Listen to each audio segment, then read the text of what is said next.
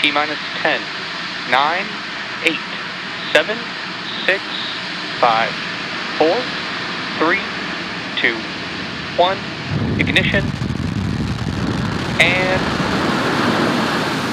liftoff. Go Falcon, go Sirius XM 11.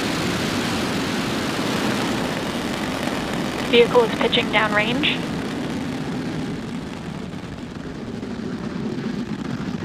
M1D chamber pressures are nominal.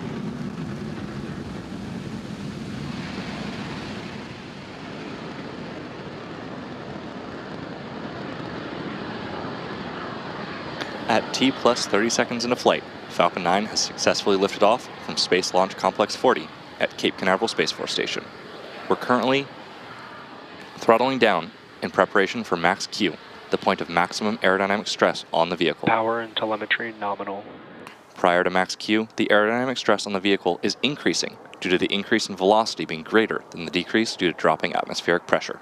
Falcon 9 is supersonic. We should hear that call out for max Q in just about 10 seconds.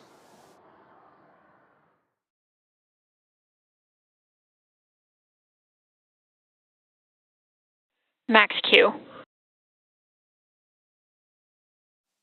After max Q, the aerodynamic stress on the vehicle begins decreasing as the atmospheric density is dropping faster than the velocity is increasing. This happens as the vehicle transits from Earth's atmosphere to the vacuum of space. Falcon 9 will now throttle the M1D engines back to full power as it continues its path to orbit. MVAC chill has started. Now we have several events coming up in quick succession, starting with MECO, followed by stage separation and second engine start, or SES-1.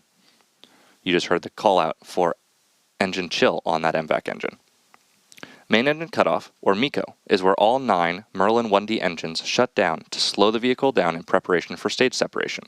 Then, the MVAC engine on the second stage will light, which is called out as second engine start 1, or SES-1. This engine burn, lasting several minutes, will propel the second stage and our payload to orbit. After that, the fairing will jettison from the second stage, as it's no longer needed to protect the payloads once we're in space. We should hear the first of these callouts, MECO, in just a few seconds.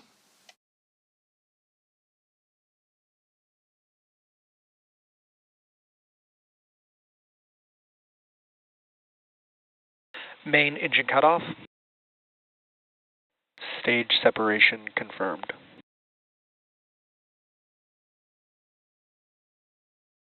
MVAC startup.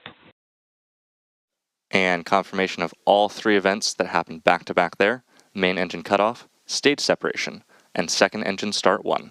Coming up next will be fairing separation. Again, we jettison the payload fairing halves now that they're no longer needed in the vacuum of space, and we will be attempting to retrieve them once they fall back to Earth. Both halves of the fairing today are flight proven, with one half flying for its 30th and the other for its 6th time.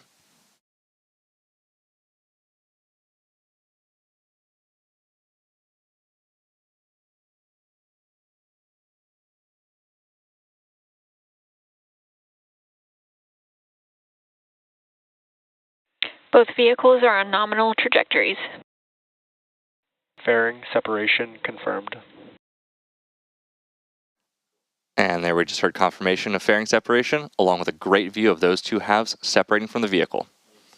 As a reminder, those fairings will make their way back to Earth for recovery. The next major milestone coming up is the entry burn on our Falcon 9 first stage, which is scheduled to occur at the 6-minute and 9-second mark. This entry burn is used to slow down the first stage as it heads towards our drone ship, a shortfall of gravitas, in the Atlantic Ocean.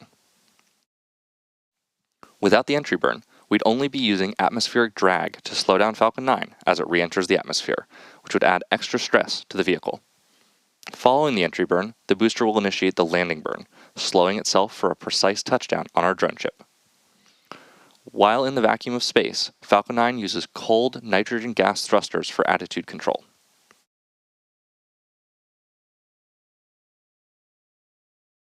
Once Falcon 9 enters the atmosphere, the 4 hypersonic grid fins positioned near the top of the first stage will help it steer as it returns to Earth. Enabled by Falcon 9's reusability, the booster supporting this mission is flying for its 17th time having previously supported NASA's Crew 9 mission to the International Space Station, RRT-1, Firefly Blue Ghost Mission 1, FROM-2, SXM-10, MTGS-1, EchoStar 25, and 9 Starlink missions.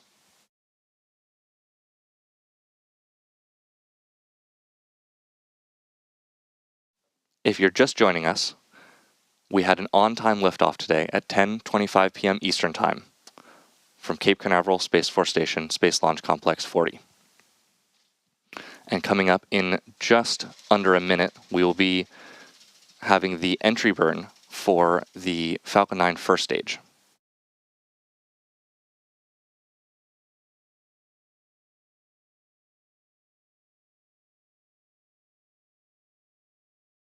Beautiful views on the screen right now of the MVAC engine on our second stage as it propels our payload, SXM-11, to orbit.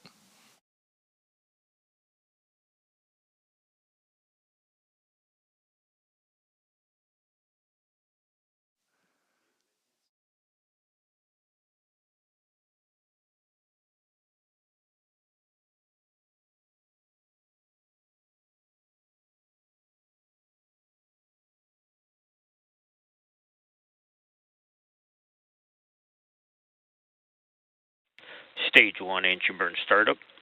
There's the call out for entry burn startup on the Stage Falcon 1 9. FTS safe. On the Falcon 9 first stage. This burn will last almost 30 seconds, slowing down the vehicle in preparation for its final burn and landing. You should see the graphics on the bottom left of the screen lighting up.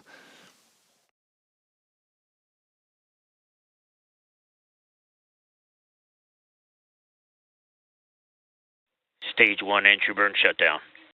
And that concludes the booster's entry burn. As I mentioned earlier, we will be attempting to retrieve this booster with our drone ship, a Shortfall of Gravitas, currently stationed in the Atlantic Ocean.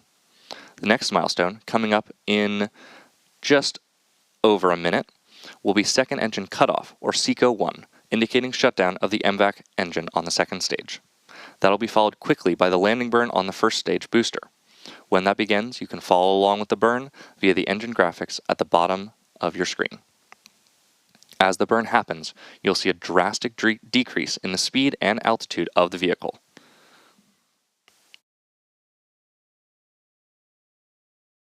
Stage 1 landing leg deploy.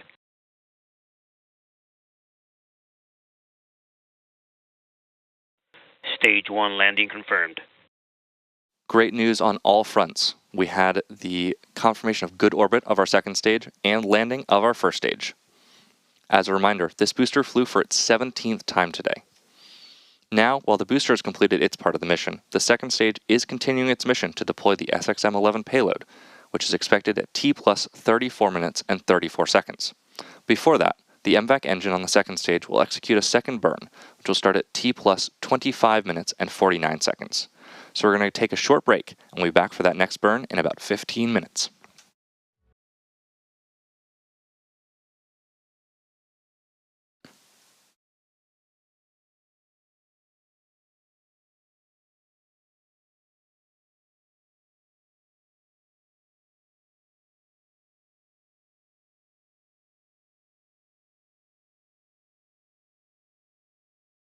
MVAC startup.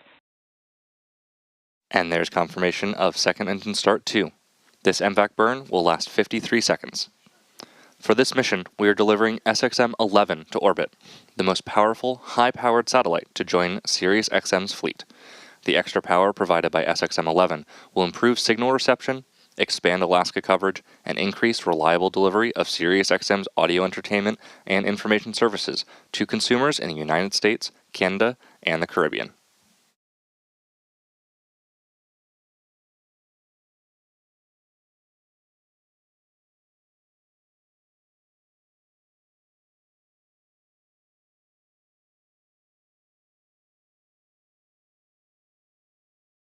MVAC shutdown.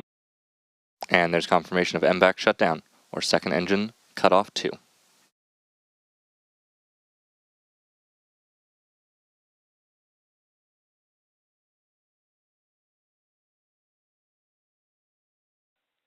Nominal second orbit insertion. And there's that confirmation of good orbit. With that, our next and most important milestone, payload deploy, is just coming up at about T plus 34.5 minutes. So we'll take another short break and see you back here in about 6 minutes. And there you can see a beautiful view of the SXM-11 satellite awaiting deployment in just under 30 seconds.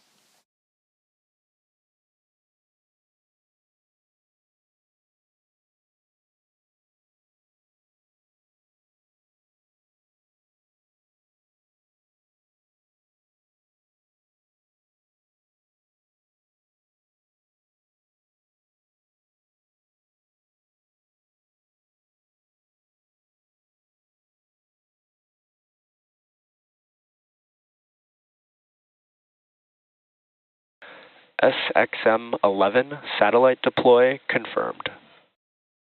Incredible live view of SXM-11 separating from Falcon 9's second stage.